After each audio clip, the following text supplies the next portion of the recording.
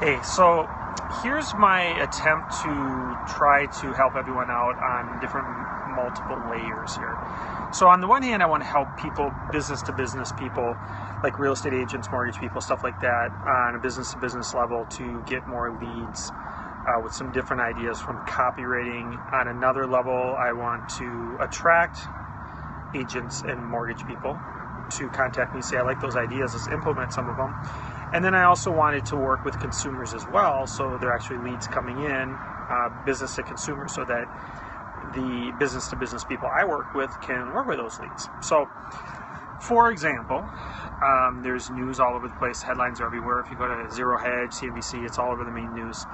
There was a security breach of 170 million people for Equifax. So what works with headlines is you want to be very specific. So 170 million, we're using numbers.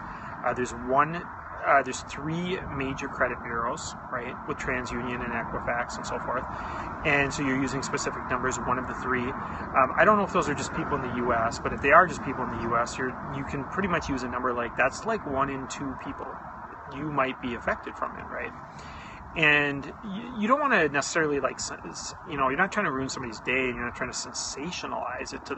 Do whatever you want. I don't want to sensationalize it where it, like, ruins somebody's day because they just get so upset about it. But at the same time, you can talk about it enough to get them to take action, right? And then you also have to be very specific, and then you can't spend $20 per person to, like, pull their credit, to, like, check on it and all that kind of stuff. There's just not you'd go broke doing it if you're a real estate agent, a mortgage person, and so forth. So it could be something like, an ad could be something like, did the current Equifax news affect your qualifying for a home? Could be an example. That could be the case for renters. It could be the case for people buying a home. Let's check your credit. You might even be like, well, I can't check 500 people's credit on that unless they're buying a home. It only makes sense.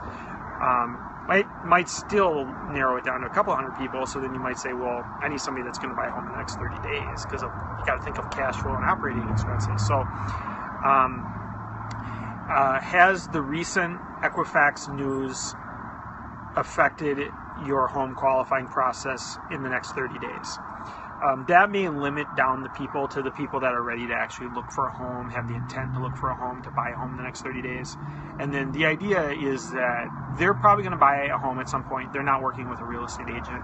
And then you would be there to help them check their credit so you could put their mind at ease, remove some resistance, make them feel better, make sure there's not some identity theft out there. Maybe tell them about LifeLock or something like that.